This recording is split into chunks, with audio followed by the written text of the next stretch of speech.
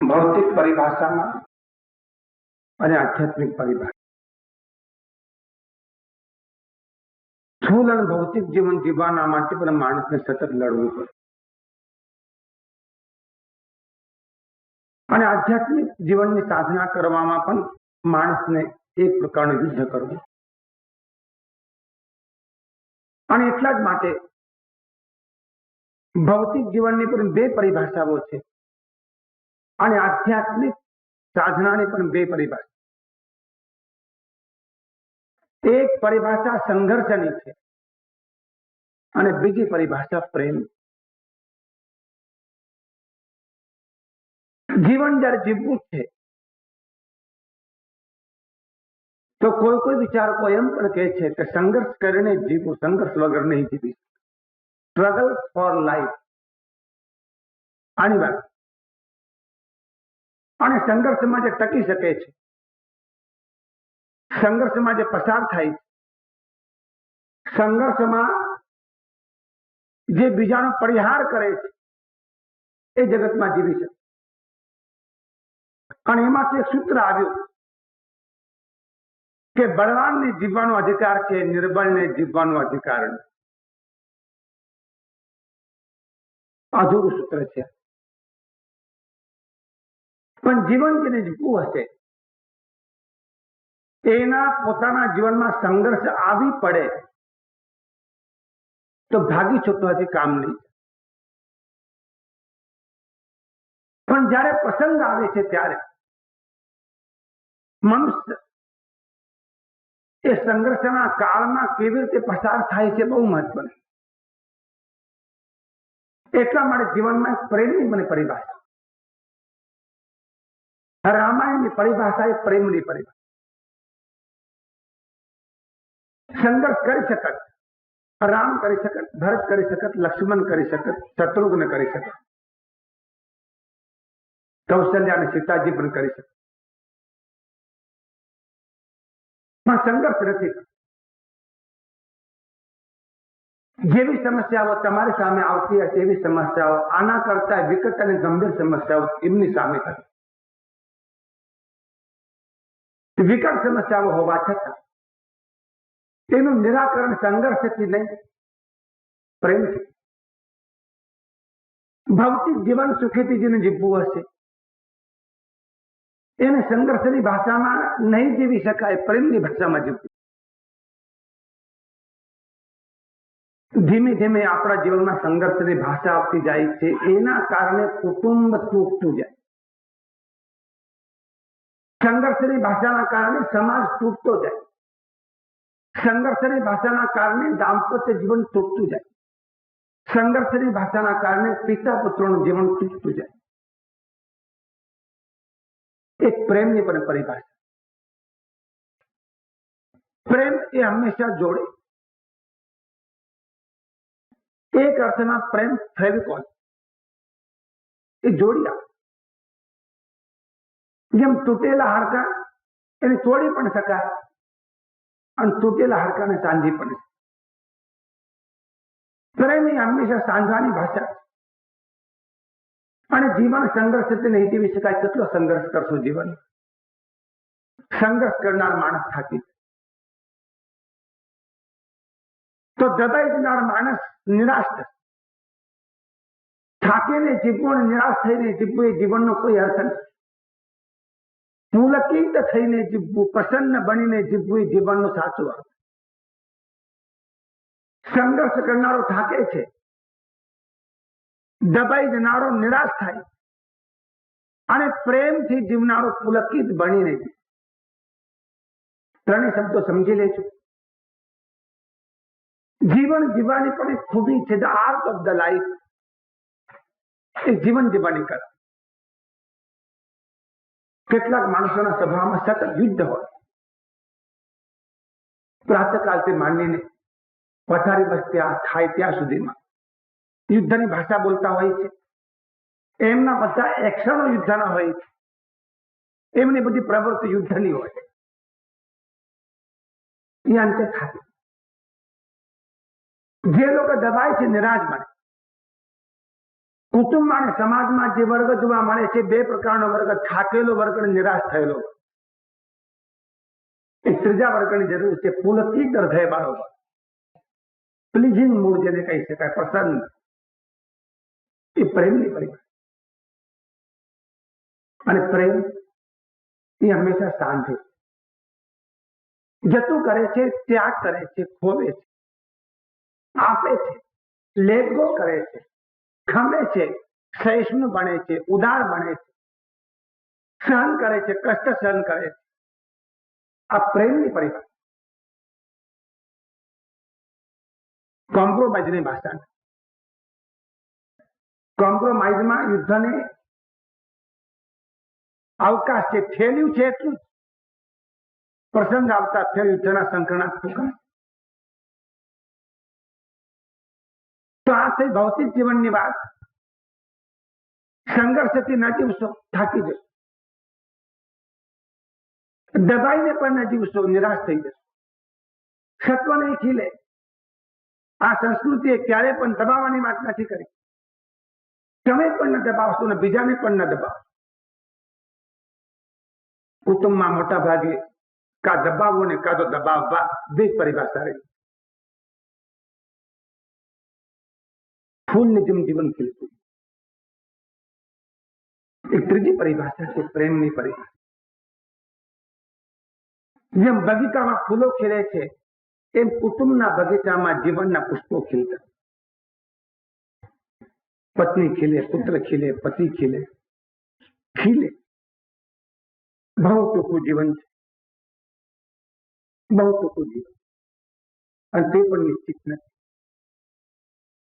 ક્ષણભંગુર જીવનને આ જ્ઞાનીઓએ કહ્યું છે. સંઘર્ષ કરીને શું કરશો? દિલ તોડીને શું કરશો? તો જો પ્રેમ જોડવાનું કામ. એમ આધ્યાત્મિક જીવનમાં પણ આ ત્રણેય ભાષા વાપરી. કેટલાક સાધકો સતત લડતા જ હોય પોતાના જીવનની સાથે, શરીરની સાથે, મનની સાથે, ઇન્દ્રિયોની સાથે સતત સંઘર્ષ, સ્ટ્રગલ. એ જ પરિણામ આવે છે, કઠોર બને છે અને થાકી જાય. કેટલાક સાધકો દબાઈ જાય છે. બહુ બળવાન વૃત્તિઓ છે, આપણું કામ નહીં, ગજો નહીં આપો, તરત વૃત્તિઓ ચડી બેસે. ઉપનિષદોમાં એક શબ્દ છે અભી. આના ઋષિ અભી શબ્દ અનેક વાર બોલ્યો. અભી, અભી. અભીનો અર્થ થાય છે ભય ન પામશો, ભય ન પામશો. જીવન જીવવાની આચાર્ય છે. તો વૃત્તિઓથી દબાશો તો જીવનમાં નિરાશા. મોટા ભાગે સાધકો લાંબા ટાઈમે નિરાશ થઈ જાય. બહુ મથ્યા, બહુ મહેનત કરી, મેલ નથી પડતો, તો આવતા જન્મમાં વાત પેન્ડિંગ. આ નિરાશાનો સ્વરૂપ. કોઈ હવાલો આવતા જન્મનો ના આપો.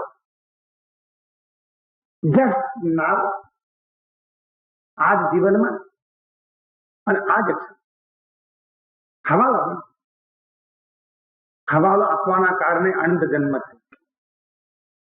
આનંદ જન્મવાની જરૂર નથી. નિરાકરણ તો આ જીવનમાં જ કરવું છે, હમણાં જ ને આ જ ક્ષણે. તો ત્યાં યુદ્ધની ભાષા નથી, પ્રેમની ભાષા.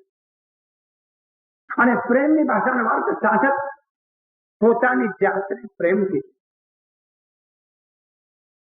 આ શ્લોકમાં 42-43 શ્લોક. એ બંને શ્લોકમાં બે ભાષાનો સાથે ઉપયોગ થયો છે. યુદ્ધની પણ ભાષા વાપરી છે, સંઘર્ષની ભાષા પણ વાપરી છે, અને પ્રેમની ભાષા પણ વાપરી. ભગવાન મહાવીરની ભાષા યુદ્ધની ભાષા. નમો અર્યંતાણમ, જીતો, શત્રુઓને જીતો. અપાણમેવ દુર્ધ્યાયમ કિપ્તે તુજ્જેન બજ્જવો. અપાણમેવ અપાણમ દૈત્યાસુ અમે. યુદ્ધની પરિભાષા. કૃષ્ણ પણ યુદ્ધની પરિભાષામાં બોલ્યા. વિધેનમ યવૈરિનમ. જાણો એ દુશ્મનોને અને ઝેર કરો એમ. પણ ભગવાન બુદ્ધ પ્રેમની પરિભાષામાં કોઈ વૃત્તિઓ સાથે પણ યુદ્ધ નહીં, તો વૃત્તિઓને પણ પ્રેમથી વાળો, ઉર્જવી કરવી. તો યુદ્ધની ભાષા એને પુરુષાર્થ કહેવાય છે અને પ્રેમની ભાષાને કૃપા છે. પુરુષાર્થ અને કૃપા એ બંને ભાષા સાથે આવે તો સાધના પરિપૂર્ણ. વલગત તુરંગ ગજ ગર્જિત ભીમનાદ માજૌ બલમ બલવતામપી ભૂપતિનામ ઉદ્યદ્દિવાકર મયુખ શિખા પવિદ્રમ સ્વકીર્તનાત્મૈવા સુભિદામુપૈતિ. બહુ સામાન્ય અર્થ તો એવો થાય કે રણસંગ્રામમાં હે પરમાત્મા તમારું જે સ્મરણ કરે છે એનું યુદ્ધમાં વિજય થાય. બહુ સામાન્ય અર્થ થયો. આટલી જ વાત નથી કરવી, આ પ્રત્યેકની ભાષા છે.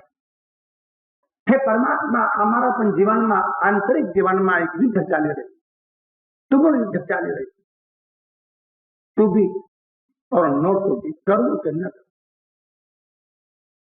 એક જાન આપવું હોય તો આપવું કે ના આપવું, સંઘર્ષ ચાલે.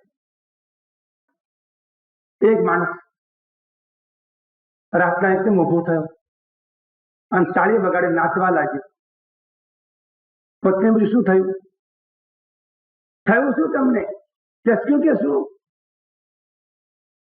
આ નાચવા લાગ્યો તાળી વગાડીને. ઓલાએ કહ્યું ચસ્ક્યું નથી, પણ બહુ આનંદ થયો કે શેનો?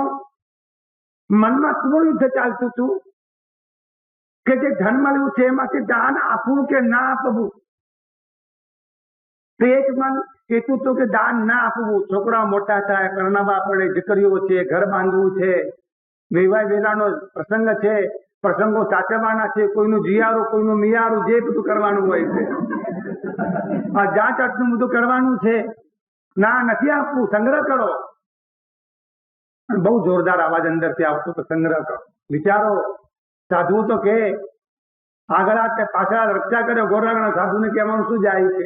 પણ વિચારીને આપણે સાંભળવું, એમ ખર્ચ ના કરો, બધો વિચાર કરવો પડે. તેલ જુઓ, તેલની ધાર જુઓ, એમ ખર્ચાય નહીં. બહુ જોરદાર યુદ્ધ ચાલ્યું. ના આવે, નથી કરવું, દાન નથી આવે.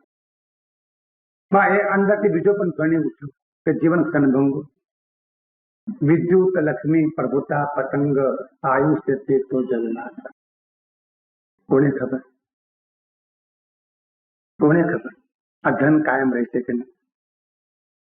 એક રાજા દાન આપતો હતો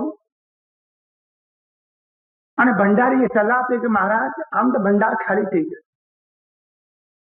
રાજાએ તો ભંડાર તારો છે કે મારો છે? ખાલી મારો થશે ને, હું તમારા ભલા માટે કહું છું. એક લીટી લખી, આપદાર્થમ ધનમ રક્ષે.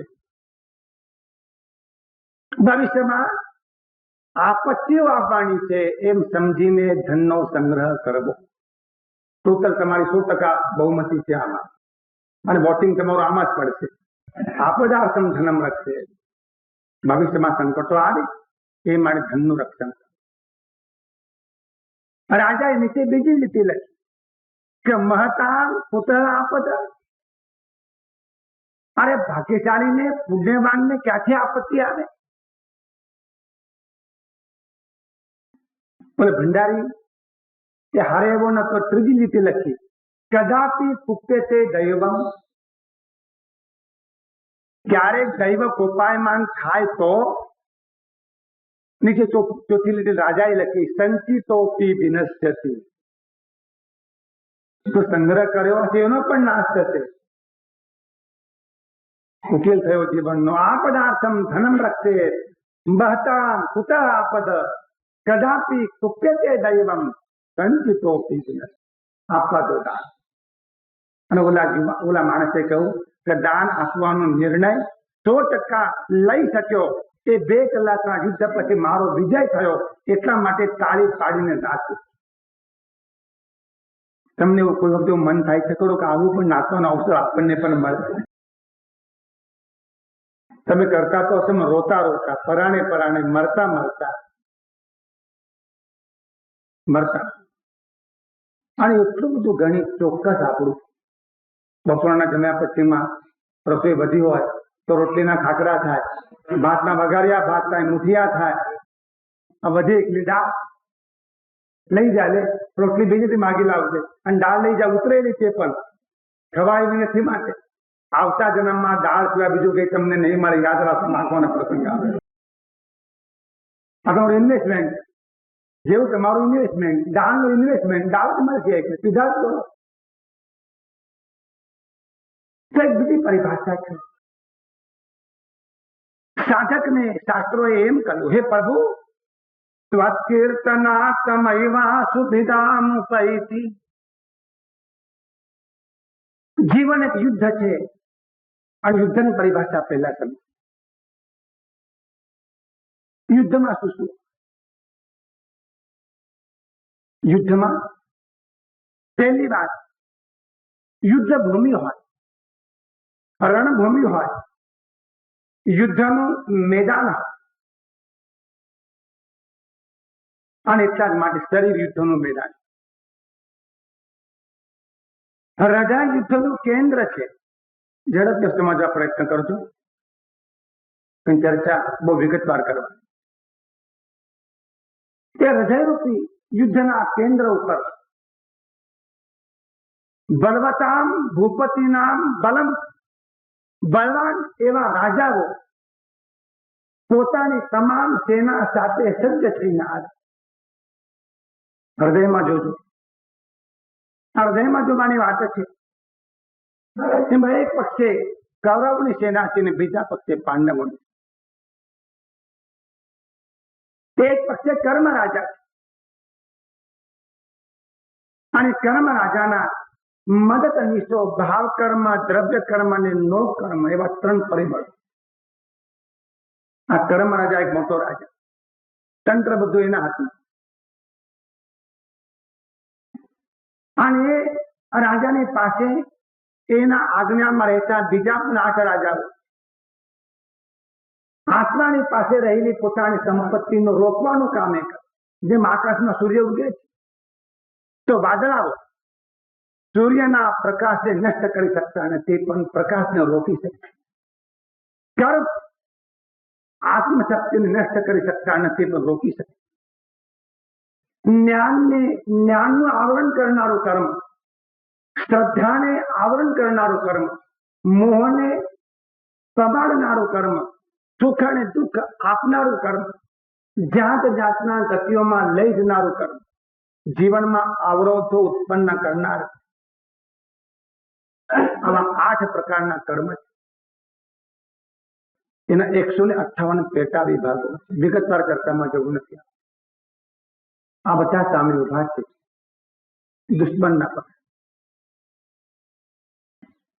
અને જન્મો જન્મના અનંત સંસ્કારો. અને આ બાજુ મોહરાજા. મોહરાજા એકલો નથી. એ મોહરાજાની અત્યંત પ્રિય સ્ત્રી માયા, તેની સાથે ઓળખી લેજો. આ ઝડપથી બોલી જઈ તમે શબ્દો ઓળખી લેજો. રાજા મોહરાજા, એની અત્યંત પ્રિય પત્ની પ્રિયતમા, એની માયા. એનો પુત્ર છે કામ, એનો મંત્રી છે લોભ. આખું તંત્ર છે. અને એના પછી લડનારો બળવાન યોદ્ધો. પ્રાચીન પરિભાષામાં એમ કહેવાતું હતું કે સતેષુ જાયતે શૂર, સતેષુ જાયતે શૂર. 100 માણસ સાથે એકલો લડે એને શૂર કહેવાય. 1000 માણસ સાથે એકલો જે લડે એને બળવાન કહેવાય. 10,000 માણસ સાથે એકલો લડે એને સેનાપતિ કહેવાય. અને 1 લાખ માણસ સાથે એકલો લડે એને અજેય યોદ્ધો કહેવાય. આ ગણિત સમજી લે. આ બધા એવા જબરા છે કે આખી માનવજાત સાથે એકલા લડી શકે છે. આ દુર્ધર ક્રોધ, બળવાન એવો ક્રોધ, હાસ્ય, રતિ, અરતિ, શોક, ભય, તિરસ્કાર. આ રથ છે. આ મોહ રાજાના રથ હાસ્યમાંથી મોહ ઉત્પન્ન થાય, હર્ષમાંથી મોહ ઉત્પન્ન થાય, શોકમાંથી મોહ ઉત્પન્ન થાય, ભયમાંથી મોહ ઉત્પન્ન થાય. માટે આ મોહ રાજાનો રથ. અને એ બધાને દોરનાર દેહાધ્યાસ, દેહાભિમાન એ મુખ્ય માર્ગદર્શન આપનાર સુરવીર લડાયક યોદ્ધો, સંદેહ અને સંશય એના પરિબળો. અહંકારના હાથીઓ છે, ઇન્દ્રિયોના ઉન્મત્ત ઘોડા છે, વિષયાભિલાષ નામનો એનો સેનાપતિ, અને જાત જાતના વિકારો, વિકલ્પો અને વૃત્તિઓ એ ભાષામાં સંગ્રહ કરેલા બાણ છે. આ મોહરૂપી રાજાનો પાટલી કુમાર છે રાગ કેસર. રાગ એટલે આસક્તિ, અને દ્વેષ એનો નાનો દીકરો. આ કુટુંબ સાથે જ રહે. આ પતિ પત્ની દીકરા સાથે મોહ હોય ત્યાં માયા પણ હોય, રાગ પણ હોય, દ્વેષ પણ હોય. અને મંત્રીમંડળ સાથે એમાં કોઈ અવિશ્વાસની દરખાસ્ત ક્યારે આવતી જ નથી, અને ડિસમિસ કોઈને કરવામાં આવતા નથી. 24 કલાક ઈર્ષા એ દારૂખાનું, તો ભૂગોળા, અને વિવિધ પ્રકારની વૃત્તિઓ એ મોટી છે. આ બાજુ આ પ્રચંડ સેના છે, જેની સાથે પરમાત્મા અમારે લડવા. પણ જેને લડવું છે એવા સાધકના પક્ષમાં પણ એક મોટી સેના છે, અને છે ધર્મરાજા. તમે કોનો આશ્રય લઈને લડી શકશો? ધર્મરાજાનો આશ્રય. ધર્મ એ રાજા છે, અને સરળતા એ ધર્મની પત્ની છે. સરળતા વગર ધર્મ નથી. સરળતા ધર્મની પત્ની. આ ધર્મરાજાનો સંતોષ નામનો બહુ ઠરેલો અને ડાયો મંત્રી, બહુ અલંકારિક ભાષામાં વર્ણન. સંતોષ નામનો ડાયો ઠરેલો પીર મંત્રી, આત્મજ્ઞાન એના સલાહકાર, એની મંડળી, અને મહાવ્રત એના મોટા સામંતો છે. અહિંસા, સત્ય, અસ્તેય, બ્રહ્મચર્ય, અપરિગ્રહ. અને અહીંયા પણ મૃદુતા, નમ્રતા રૂપી હાથીઓ છે, અને વિવિધ પ્રકારના અનુષ્ઠાનો, વિવિધ પ્રકારના વ્રતો, એ કેળવાયેલા ઘોડાઓ, અને શાસ્ત્રબોધ નામનો સેનાપતિ. શીલ નામનો મજબૂત રથ છે, અને વૈરાગ્ય નામનું દફતર છે, વિવેક નામનું મુગુટ છે, અને સદાગમ એટલે સાધુઓ રૂપી ચોકીદાર,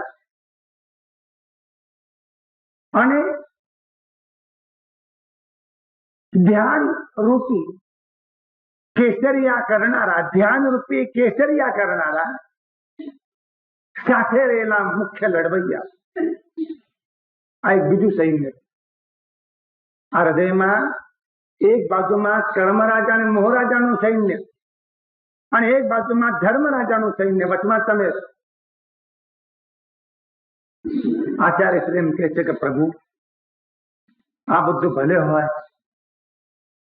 પણ તમારી કૃપા સિવાય આ યુદ્ધમાં અમારી જીત થઈ શકે તેમ નથી. સ્વકીર્તનાત્મૈવા સુભિદામુપૈતિ. બહુ મજાનું વાક્ય છે. સ્વકીર્તનાત્મૈવા સુભિદામુપૈતિ.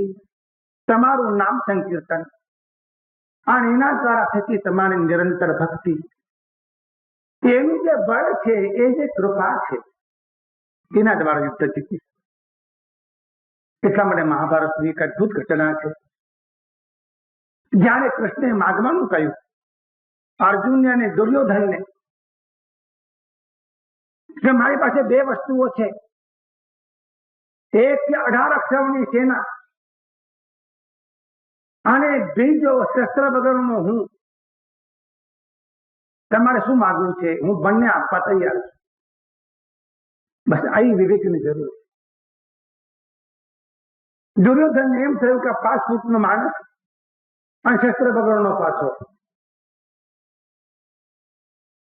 આ દુર્યોધનની ભાષા જો 5 ફૂટનો માણસ શસ્ત્ર વગરનો, આને શું કરવાનું? મારે નથી જોઈતું. 18 સેના મને આપો. આપી દીધી. જા અર્જુને પૂછ્યું તારે? હવે બાકી એ જ રહ્યું માત્ર તમે. અને અર્જુનને કહ્યું હું શસ્ત્ર હાથમાં લઈશ નહીં, હું લડીશ નહીં. 18 અક્ષરોની સેના મારી છે એ દુર્યોધન પાસે જાય છે. અર્જુને કહ્યું કે પ્રભુ મને 18 અક્ષરોની સેના જોઈતી નથી. મારી સાથે તમે હશો, તમે હાથમાં શસ્ત્ર નહીં લો તો પણ તમે મારી સાથે હશો, મારા માટે પૂરું. દુર્યોધન સમજી ન શક્યો કે 18 અક્ષરોની સેના આમના આંખના અનુસારે ચાલવાની છે. એ સમજી ન શક્યો દુર્યોધન. અનુસાર અહીંથી આવશે એવી સેના કામ કરશે અને કૃષ્ણ સારથી. જીવનના યુદ્ધમાં પરમાત્મા આપણા જીવનનો સારથી બને તો આપણો વિજય. તમારી પાસે ગમે તેટલા મજબૂત સાધનો હશે, તમારો વિજય નિશ્ચિત નથી. 18 અક્ષરોની સેના હોય તો પણ વિજય નિશ્ચિત નથી. વિજય નિશ્ચિત એનો છે કે સારથી એનો. અને કૃષ્ણ સારથી બન્યા અર્જુન. શરીર એ રથ છે, મન એ કૃષ્ણ, મન એ અર્જુન છે અને કૃષ્ણ આપણા જીવનનો સાર. મારી નાડ તમારે હાથ હરી સંભાળજો રે. આજે પરાણે ગાવાનું નથી કે નિરાશ થઈને ગાવાનું નથી. આ તો આનંદનો એકરાર છે કે પ્રભુ મારી નાડ તમારા હાથમાં છે, તમે હવે સંભાળો. બહુ થાક્યા પછી તમે વિનંતી કરો છો તોય પણ આ પરમાત્મા સાંભળે એવો. પણ નાળ એના હાથમાં સોંપવી જોઈએ. પણ સાસુ જેમ વહુને સોંપે છે એ રીતે નહીં. સાસુ વહુને એમ કહે બેટા આ કબાટ, આ ફ્રીજ, આમાં દૂધ છે, આમાં તેલ છે, આમાં ઘી છે, એમાં શાકભાજી છે, જયારે જરૂર પડે ત્યારે ચાવી લેવા મારી પાસે આવશે, ચાવી મારી પાસે. તમે પણ આ ધંધો કરો છો, ચાવી તમારી પાસે રાખો છો, ફ્રીજ ભગવાનને સોંપો છો. ભગવાન નવરો નથી આપવા માટે, ચાવી સોંપો જીવનને. મારી નાળ તમારે હાથ હરી સંભાળ. ગમે તેટલી બળવાન વ્યક્તિઓ હશે, ગમે તેટલા બળવાન વિકારો હશે, પણ પરમાત્મા જેના જીવનનો સારથી બને છે એ નિશ્ચિત વિકારોને જીતી. ત્વત્કીર્તનાત્મૈવા સુધિદામ ઉપૈતિ. ઉપમા એવી મધુર આપી. ગમે તેવો અંધકાર હોય, ઉદ્યત્તિવા કર્મયુખ શિખા પવિદ્ધ. જેવો આકાશમાં સૂર્ય ઉગે છે, હજુ તો સૂર્ય આકાશમાં નથી આવ્યો, પણ એ પ્રકાશની જે ટોચ છે, પ્રકાશની જે અણી, એ અણી આકાશમાં આવતાની સાથે જ અંધકાર પલાયન થઈ જાય છે. એમ હે પરમાત્મા, તમારું કીર્તન કરવાના પરિણામે તમારી કૃપા જયારે પ્રાપ્ત થાય છે ત્યારે તમારી કૃપાના કટાક્ષથી આ તમામ દુશ્મનો જીતાય છે. આ બળનું કામ નથી, એ પ્રેમનું. તો એક પરિભાષા છે, આંતરિક જીવનના સંઘર્ષમાં જીત જેને પ્રાપ્ત કરવી છે એના માટે આ પરિભાષા. અને શાસ્ત્રો એમ કહે છે ગમે તેટલા બળવાન વિકારો હોય તો ભલે રહ્યા, એક વખત અનન્ય ભાવથી પરમાત્માનું સ્મરણ કીર્તન જે કરે તેનો જરૂર વિજય થાય છે. એટલા માટે તુલસીદાસજી સબરીજીને એમ કે મંત્ર જાપ મમ दृढ़ विश्वासा पंचम भजन सो वेद प्रकाश। सबरी जी आ पांचमी भक्ति है परमात्मा ऊपर दृढ़ विश्वास राखी। दृढ़ विश्वास अधूरो शब्द है, आ अमने बहू गमतो नहीं शब्द। भक्तों के दृढ़ विश्वास नहीं, संपूर्ण विश्वास, शाश्वत विश्वास और दृढ़ संपूर्ण विश्वास। विश्वास शब्द ने व्युत्पत्ति जो आपणे करीए तो विश्वास विश्वनो श्वास है, भक्तिनो श्वास है विश्वास। तो परमात्मा प्रत्येनो संपूर्ण विश्वास जेना अंतरमा छे અને એવો વિશ્વાસ રાખીને શ્વાસે શ્વાસે પ્રભુ સમરળે વૃથા શ્વાસ મત અને શાસ્ત્ર મંત્ર જપ। આ પાંચમા પ્રકારની ભક્તિ પરમાત્मा પ્રત્યે સંપૂર્ણ વિશ્વાસ રાખીને નિરંતર સતત અજપા જાપ જે જપે છે યુદ્ધમાં જરૂરનો વિજય થાય અને છતાં युद्ध में विजय प्राप्त था एटला माटे छठा प्रकार में तुलसीदास जी एम कह્યું छठदमशील विरति बहु कर्मा विरत निरंतर सज्जन धर्मा। निरत निरंतर सज्जन धर्मा। हाँ जरूर जीवन में जोईशे दम शील विरति અને વિવિધ પ્રકારના સત્પુરુષોએ કહેલા અનુષ્ઠાનો અને સજ્જન પુરુષો નિરંતર જેમાં રત રહે છે એવી જે વિધિઓ એ છઠ્ઠા પ્રકારની ભક્તિ। આવી જે ભક્તિ કરે છે એને પ્રસાદ કૃપા પ્રાપ્ત। આ બાજુમાં ભાગવતમાં પ્રહલાદજી એમ કહ્યું કે અર્ચન એ પાંચમી ભક્તિ છે અને વંદન છઠ્ઠી ભક્તિ। અર્ચન નો અર્થ પરમાત્માની અગ્ર પૂજા, અંગ પૂજા, प्रतिपत्ति पूजा, भाव पूजा, द्रव्य पूजा, विविध प्रकारों से पूजा। परमात्मा प्रतीक हृदय में एवं अनन्य भाव लावीने जे कई साधन तमने प्राप्त थाय छे ए साधन द्वारा ए परमात्मा ने अर्चना करवी एने कहेवाय छे। पुष्पति करो, जल थी करो, चंदन थी करो, अक्षत थी करो, केसर थी, सुखड़ थी, वासक सेब थी, अभिषेक करीने करो, धूप थी करो, दीप थी करो। परमात्मा अंग ने स्पर्श करीने थाय ते अंग पूजा, परमात्मा थी दूर रहीने थाय ते अग्र पूजा, धूप थी दीप थी अग्र पूजा। अनन्य भाव पूर्वक थाय ते भाव पूजा और व्यवहारिक उपचार की थाय ते द्रव्य पूजा। पण एक बहु महत्वनी पूजा छे यत प्रवृत्ति भूतानां येन सर्वमिदं ततं स्वकर्मणा तमभ्यर्च्य सिद्धिं विन्दन्ति मानव। भगवद गीता में एम कहूं कि आ एक पूजा नो श्रेष्ठ प्रकार। तमे तमारा जीवन में जे भूमिका पर उभा छो ए भूमिका ने अनुसार जे कर्तव्य तमने प्राप्त थाय छे ए तमारू कर्तव्य तमे श्रेष्ठ रीतिए करीने तेमां अहंकार अने फलनी आसक्ति थवा दीधा वगर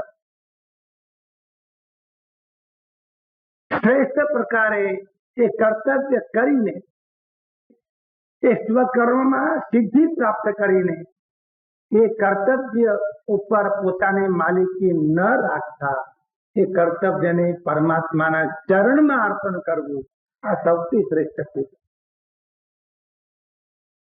સમજી લેજો જરા વાત. તમે જે ભૂમિકા પર ઉભા છો અને જગતમાં જે માણસ જે ભૂમિકા પર ઉભો છે તે માણસ તે ભૂમિકા ઉપર પ્રાપ્ત થયેલું કર્તવ્ય શ્રેષ્ઠ રીતિએ અને પૂરેપૂરું અને અહંકાર વગર અને કામના વગર પૂરેપૂરું સિદ્ધ જો કરે અને એ કર્તવ્ય અથવા એ સ્વકર્મ એ પરમાત્માના ચરણમાં અર્પણ કરે, આ પરમાત્માની શ્રેષ્ઠ.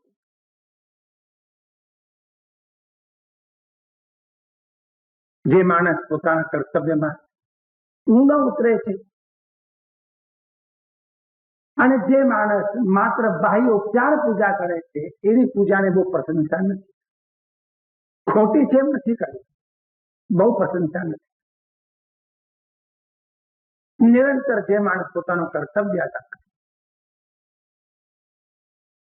જો વિશેષ પરિભાષામાં આપણને કેવું હોય તો બ્રાહ્મણ બ્રાહ્મણનું કર્તવ્ય, ક્ષત્રિય ક્ષત્રિયનું કર્તવ્ય, વૈશ્ય વૈશ્યનું કર્તવ્ય, શુદ્ર શુદ્રનું કર્તવ્ય, સ્ત્રી સ્ત્રીનું કર્તવ્ય, પુરુષ પુરુષનું કર્તવ્ય, પતિ તરીકેનું, પુત્ર તરીકેનું, પત્ની તરીકે, શિક્ષક, ડોક્ટર, વકીલ, ક્લાર્ક, વેપારી, ગ્રાહક, આ જેટલા બધા જગતના ઘટકો, આ બધા પોતપોતાનું કર્તવ્ય પ્રામાણિકપણે શ્રેષ્ઠ રીતે આદાજો કરે, જગતમાં સમસ્યા નહીં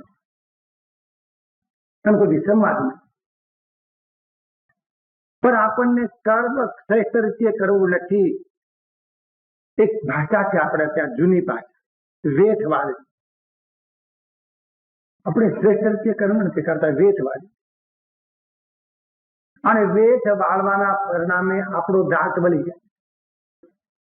વેઠ નહીં, સ્વકર્મણા સમભ્યર્ચ્ય સિદ્ધિમ વિંદંતિમાં, ભગવદ ગીતાની ઉદ્ઘોષણા છે કે તમારી ભૂમિકા પર તમને પ્રાપ્ત થયેલું કર્તવ્ય તમે શ્રેષ્ઠ રીતે અદા કરો. શબ્દ છે અંગ્રેજીમાં સુપર ફાઇન વર્ક, પણ કાર્યની દ્રષ્ટિ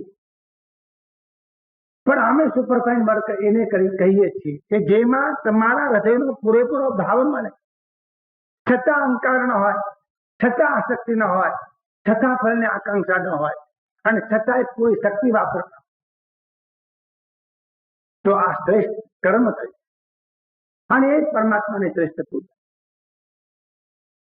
જોજો જીવનમાં કર્તવ્યનો આનંદ કોઈ અપૂર્વ આનંદ. જે માણસ પોતાનું કર્તવ્ય નિષ્ઠાપૂર્વક અને પૂરેપૂરી શક્તિ વાપરીને અને હૃદયનો પૂરો ભાવ રેડીને જયારે કર્તવ્ય કરે એને પ્રસન્નતા પ્રાપ્ત. અને આવું કર્તવ્ય જે કરતો નથી એને પ્રસન્નતા પ્રાપ્ત થતી નથી. એનો જે ધર્મ છે, એની જે પૂજા છે એ સ્થૂલ બની જાય. જીનવર પૂજા રે તે નિજ પૂજના રે. દેવચંદ્રજી મહારાજે એમ કહ્યું કે પરમાત્માની પૂજા કરવી એટલે આંતરિક ચેતનાનો વિકાસ. અંદરમાં તમે ખીલતા જાઓ ભગવાનની પૂજા કરતા કરતા અને ધીમે ધીમે શિવો ભૂતવા શિવમ પૂજે. જેની પૂજા કરો છો એના જેવા થઈને એની પૂજા કરો. શિવની પૂજા શિવ થઈને કરો.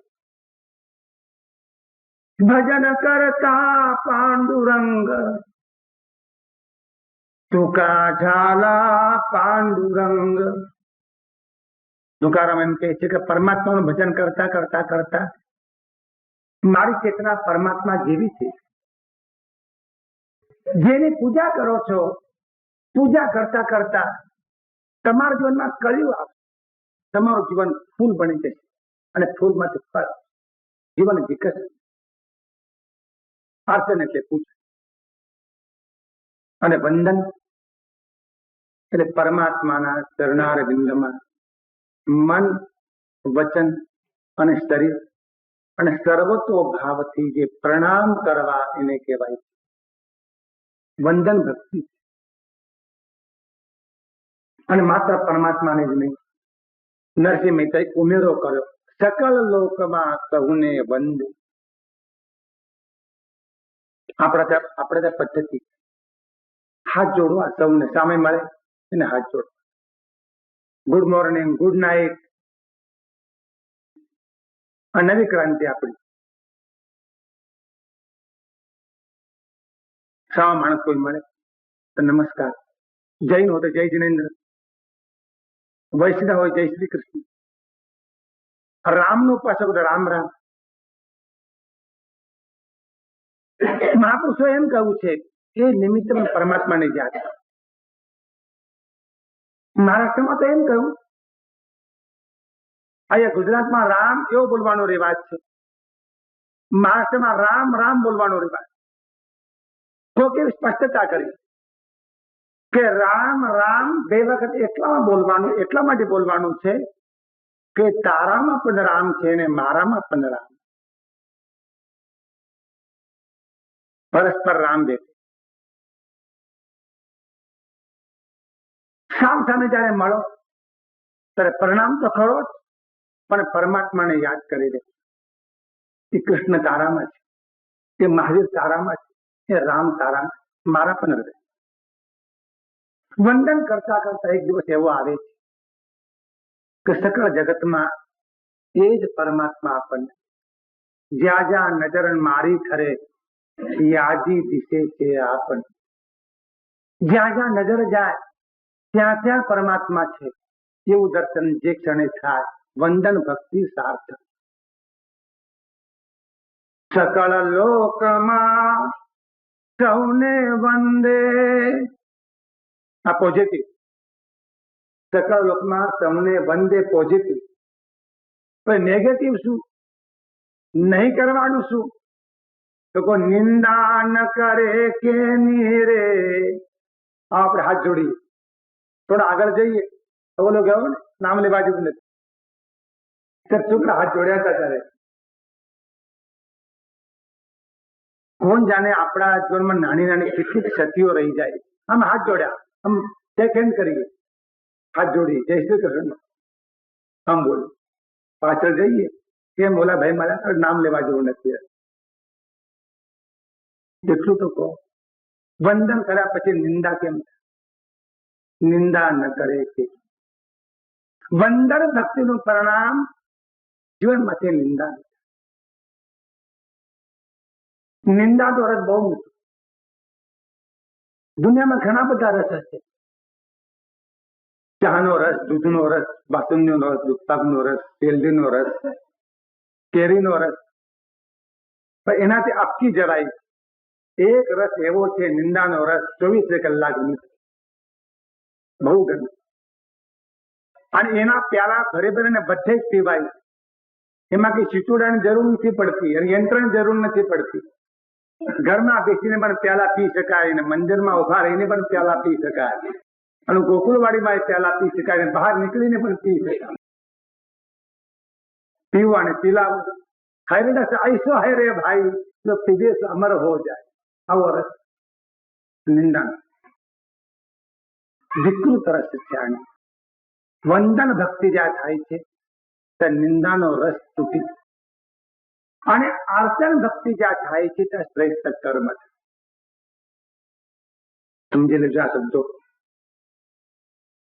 બહુ સંક્ષેપમાં પણ પૂરી ચર્ચા કરવી છે પ્રત્યેક શ્લોક. આર્ચન ભક્તિ જ્યાં સિદ્ધ થાય છે ત્યાં કર્મ થાય. સ્વકર્મના આત્માભ્યાસ્ય. આ શાસ્ત્રો એમ કે છે કે સ્ત્રી પોતાનું કર્તવ્ય શ્રેષ્ઠ રીતે અદા કરે એ પૂજા છે. એમાં અહંકાર ના આપવો જોઈએ, ફળની આકાંક્ષા ના આપવી જોઈએ, એમાં પક્ષપાત ના આપવો જોઈએ, એમાં સ્વાર્થ ના આપવો જોઈએ, એમાં મોહ ના આપવો જોઈએ, એમાં અપેક્ષા ના આપવી જોઈએ, અને એમાં પૂરેપૂરો હૃદયનો ભાવ રેડાવવો. સંસ્કૃતિ એમ કહું કે પતિએ પરમેશ્વર, આખે જવાની જરૂર નથી. પુરુષો આનાથી રાજી ન થાય. પુરુષો માટે પણ કહ્યું છે કે પત્ની એ પરમેશ્વર. મોઢું બગાડશો નહીં. સંસ્કૃતિ તો ન્યાય જ કરે. બ્રહ્મ તમારામાં છે ને બ્રહ્મ એનામાં નથી એમ ત્યાં બ્રહ્મના ભાગલાને પાડશો. 100% બ્રહ્મ તમારામાં છે ને 100% બ્રહ્મ સ્ત્રીમાં. રામકૃષ્ણ પરમહંસ ક્યારેક ક્યારેક શારદામણી દેવીની પૂજા કરે. ક્યારેક એમ કે આજે કાલી માતાની પૂજા કરી, તું જ કાલી માતા, અભિષેક કરે, ફૂલ ચડા. અને ત્યારે શારદામણી દેવી કહેતા તમે કે ગાંડા થયા છો, તમે કે ગાંડા થયા છો. ખરેખર રામકૃષ્ણ ગાંડા એ જોતા માં છે. આ માં શારદામણી માં અને પૂજા. અને શારદામણી દેવી સ્થિર રહે. આ સંસ્કૃતિ યત્ર નાર્યસ્તુ પૂજન્તે રમંતે તત્ર દેવતા એમ. અને બ્રહ્મ સ્ત્રીમાં છે, પુરુષમાં છે, પ્રાણી માત્રમાં છે, વનસ્પતિમાં છે, પશુમાં છે, પક્ષીમાં છે, કીટમાં છે ને પતંગ. ક્યાં છે? અખિલ બ્રહ્માંડ માં એક તું શ્રી હરિ. એ અખિલ બ્રહ્માંડમાં છે. આપણા ત્યાં કેટલાક મહત્વના શ્લોકો છે, રોજ પાઠમાં બોલીએ. જલે વિષ્ણુ, સ્થલે વિષ્ણુ, વિષ્ણુ પર્વત મસ્તકે. જળમાં પણ તું, સ્થળમાં પણ તું, તેજમાં પણ તું, પ્રાણીમાં. ભગવાન મહાવીર એટલા માટે કહ્યું કે પુષ્પ પાખડી જાત વનસ્પતિને પણ ઉદ્ભવશું નહીં, તે પરમાત્મા એમાં. એમ સર્વત્ર પરમાત્માના દર્શન થાય. અર્ચન ભક્તિનું એ પ્રભુ સર્વત્ર. પ્રભુ તમે સર્વત્ર. યેન સર્વમ ઇદમ તતમ. આ ઇદમ સર્વમ ઇદમ તતમ, આ બધું જે કઈ છે એનાથી વ્યાપ્ત છે. જેમ બદામના મેસૂરના કણીએ કણીએ જેમ મીઠાશ ભરી. યાદ આવ્યું બદામનું મેસૂર? અત્યારે પાણી ના આપવા દેશો, માત્ર સાંભળી લો. બદામના મેસૂરમાં કે મેસૂરમાં કે જેમ કણીએ કણીએ જે મીઠાશ ભરી છે, એમ જગતમાં કણ કણમાં પરમાત્મા. અર્ચન ભક્તિનું. પરમાત્મા માત્ર મંદિરમાં દેખાય, પરમાત્મા માત્ર તીર્થમાં દેખાય, સ્થૂળ દર્શન. આંખ ઉઘાડો અને પરમાત્મા દેખાય. આ પવિત્ર અર્ચન ભક્તિનું. અને આવું દર્શન જયારે થાય ત્યારે અભિગમ બદલાઈ જશે, સંબંધ બદલાઈ જશે. પછી તો તમે જેની સાથે વ્યવહાર કરો છો તે પરમાત્મા. અને એ ભાવ ત્યારે આવશે, એ ભાવને અર્ચન કરો. કે આગળ જવાની જરૂર. વેપારી માટે ગ્રાહક એ પરમેશ્વર, અને ગ્રાહક માટે વેપારી પરમેશ્વર. ડોક્ટર માટે દર્દી પરમેશ્વર છે, દર્દી માટે ડોક્ટર એ પરમેશ્વર. દર્દી તો ડોક્ટરને પરમેશ્વર માને છે, પણ ડોક્ટરને દર્દી પરમેશ્વર માની શકે નથી માનતો એ સવાલ છે. દર્દી તો બિચારો ગભરાયેલો છે, તમારા ભગવાન પર નિયમ કે છે મટાડો. ડોક્ટરોને પૂછવાનું રહ્યું કે તમને દર્દીમાં ભગવાન દેખાય છે કે નહીં? દેટ ઇઝ અ ક્વેશ્ચન, સવાલ. અને જે દિવસે ડોક્ટરને દર્દીમાં ભગવાન દેખાય, દવા તો કરશે પણ ભૂમિકા જુદી. પરમાત્માને તમે ક્યાં જોશો? બંધ કેદમાં 4 દિવાલો વચ્ચે? અરે ના, પરમાત્મા સર્વ. અર્ચન કરતા કરતા, ભગવાનની પૂજા કરતા કરતા આવી દ્રષ્ટિ પ્રાપ્ત. અને વંદન કરતા કરતા માણસનો અહંકાર ગળી જાય, શક્તિ. અને એ ગળી જતા જે કૃપા પ્રાપ્ત થાય છે એનાથી એ પરમાત્મા. જીવનમાં એવું બળ પ્રાપ્ત થાય છે કે જે બળના યોગે આ જીવનના યુદ્ધમાં આ મૃત્યુ સામે અમે જીતી શકીએ. આ યુદ્ધની વાત. અને યુદ્ધની પરિભાષાની સાથે પ્રેમની પરિભાષા બનાવી. પ્રેમની પરિભાષા એ છે કે પરમાત્માનું નામ સંકીર્તન કરતા કરતા અંદરમાં જે પરમાત્માની કૃપા પ્રાપ્ત થાય છે, એના યોગે જે બળ પ્રાપ્ત થાય છે, એ પરમાત્માના પ્રેમની પરિભાષા. श्लोक 44 भाषांतर करने बात पूरी करी। अंबो निधौ सुभित भीषण नकर चक्र पाटीन पीठ भयदोल बनवाड़ वाग्नौ रंगतरंग शिखर स्थितयान पात्रा त्रासम विहाय भवत स्मरणात् व्रजंती। श्लोक નો અર્થ કે જગતના આધાર પરમાત્મા આપનું સ્મરણ કરવાથી ભયંકર મગરમચ્છ, ચક્ર, પાઠીન અને પીઠ જાતિના પ્રાણીઓથી તથા ભયંકર અને વિકરાળ વડવા અગ્નિથી ક્ષોભ પામેલા સમુદ્રમાં ઉછળી રહેલા મોજાના શિખરો ઉપર જેના વાહનો ડોલાયમાન થઈ રહ્યા છે એવા મનુષ્યો પણ આપનું સ્મરણ કરવાથી નિર્ભયપણે આગળ વધે છે। આ શ્લોક કઈ સમજ્યા? ધારો કે દરિયામાં મુસાફરી કરતા હોઈએ અને વાહન હલમ ડોલમ થવા લાગે તો આ શ્લોકમાં એવું સ્પષ્ટ કર્યું છે કે અનન્ય ભાવે પરમાત્માનું સ્મરણ જો કરે તો ભયંકર વાવાઝોડામાંથી પણ બચાવ થઈ શકે। શ્રદ્ધાની જરૂર। આવું જયારે થાય છે ત્યારે આપણને ભગવાન યાદ નથી આવતા। ઓ માન ઓ બાપ આપણને યાદ આવે છે। ત્રાસમ વિહાય ભવત સ્મરણાત વ્રજંતી। હે પરમાત્મા તમારા સ્મરણથી આવા ભયંકર દરિયાને કે દરિયામાં ફસાયેલા એવા માણસો તમારા સ્મરણથી દરિયો પણ તરી શકે। સામાન્ય અર્થ આમાં એક વિશેષ અર્થ છે, પ્રતીકની ભાષા। આ સંસ્કૃતિએ, આ ઋષિઓએ સંસારને સમુદ્રની ઉપમા સમજી લેજો આ વાત।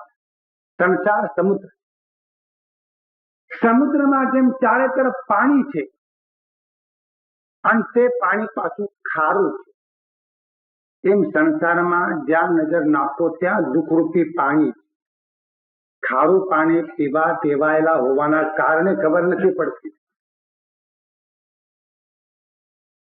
જ્યાં જુઓ સંસાર રૂપી સમુદ્રમાં ચારે તરફ દુઃખરૂપી ખારું પાણી અને એમાં તૃષ્ણા રૂપી વડવા નળ। વડવા નળ એને કહેવાય કે દરિયામાં હોય પણ દરિયાના પાણીથી ઓલવાઈને કેવો અગ્નિ હશે તો અગ્નિને શાંત કરવાના માટે પાણી એ સાધન। ફાયર બ્રિગેડિયર જ્યારે આવે છે ત્યારે પાણીના બંબા ચાલુ કરે પાઇપથી। આ એમ કે છે કે દરિયામાં એવો એક અગ્નિ રહ્યો છે જેને વડવાનળ કહેવાય છે। દરિયામાં હોવા છતાં એ સળગતો જ રહે છે। પદાર્થો વચ્ચે રહેલા હોવા છતાં અંદરમાં તૃપ્તિ ન થાય એને શાસ્ત્રો વડવાનળ નામનો તૃષ્ણારૂપી અગ્નિ। આપણને ક્યારે ધરપત થઈ? બસ ઇનફ, પૂરું, હવે નહીં જોયું એવું ક્યારે આપણને થયું? એક ભાઈ એમ કહેતા હતા કે જમણવાર જયારે હોય તો જમવા આવે સારું પણ ભાણા ઘરે મોકલવા એ મોટો ત્રાસ। એને પૂછ્યું કેમ?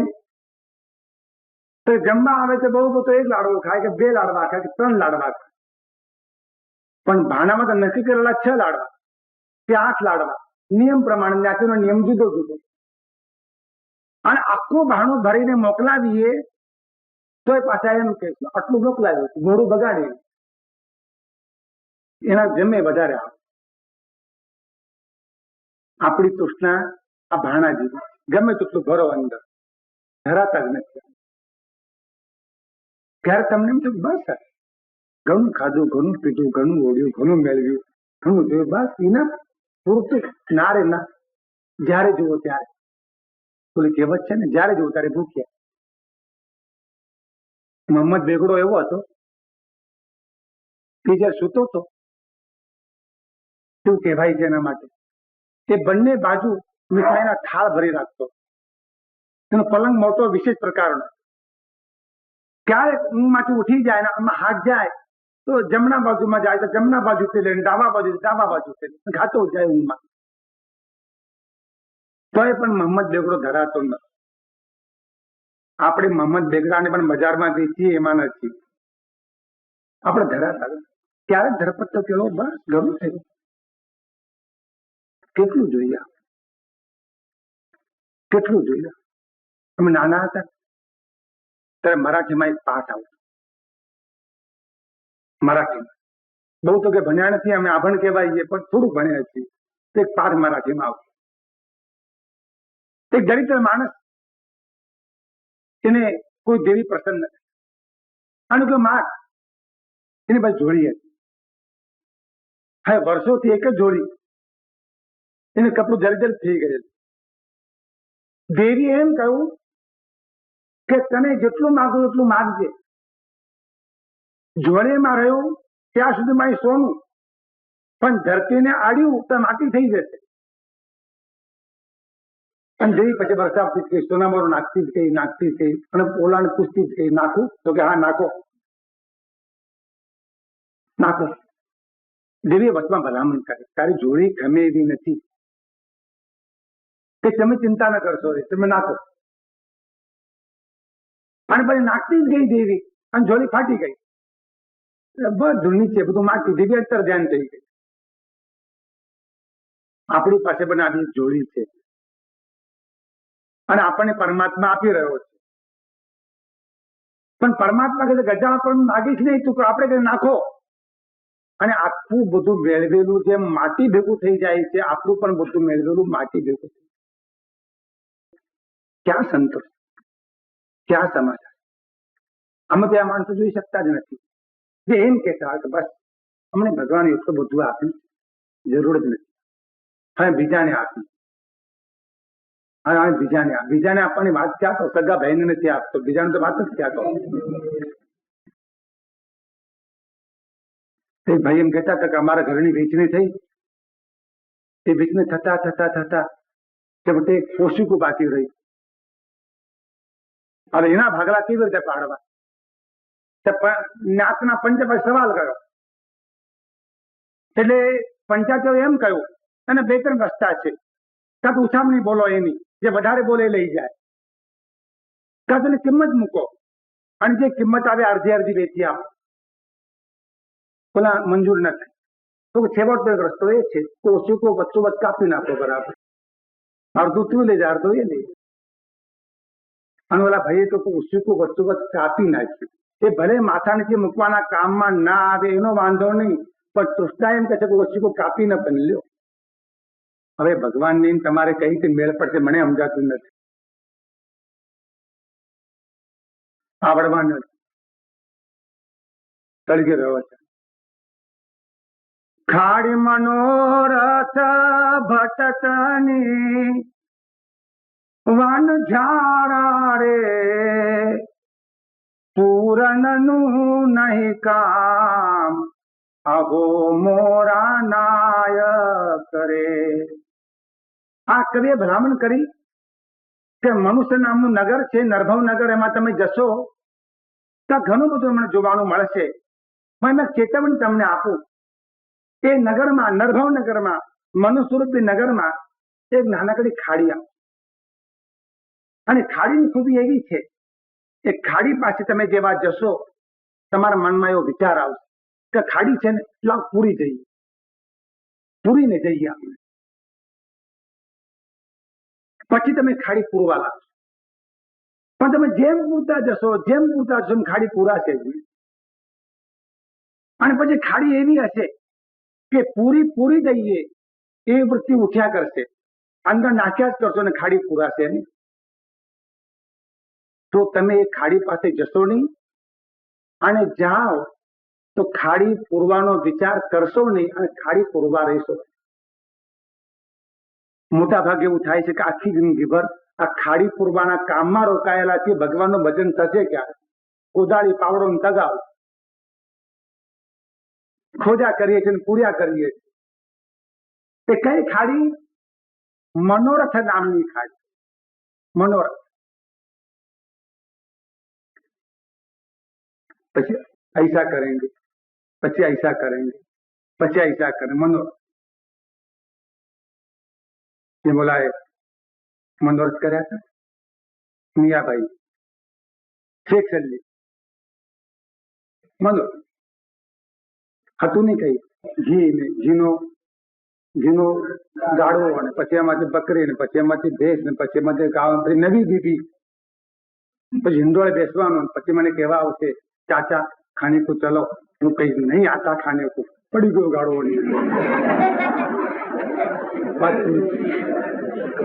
આ ખાડો પૂરવામાં રોકાણા છો માટે ભજન થઈ શકતો નથી ખોટો બચાવ કરશો નહીં ટાઈમ નથી મારો કાઢ્યો પેલો ખાડો પૂરશો જ નહીં આ તૃષ્ણા નામનો ખાડો ગમે તો નાખશો ને અંદર નહીં તે વડવાનળ અને આજુબાજુમાં જાત જાતના વિકારરૂપી મગરમચ્છ જાત જાતના વિકારરૂપી મગરમચ્છ નામ આપ્યા છે પીઠ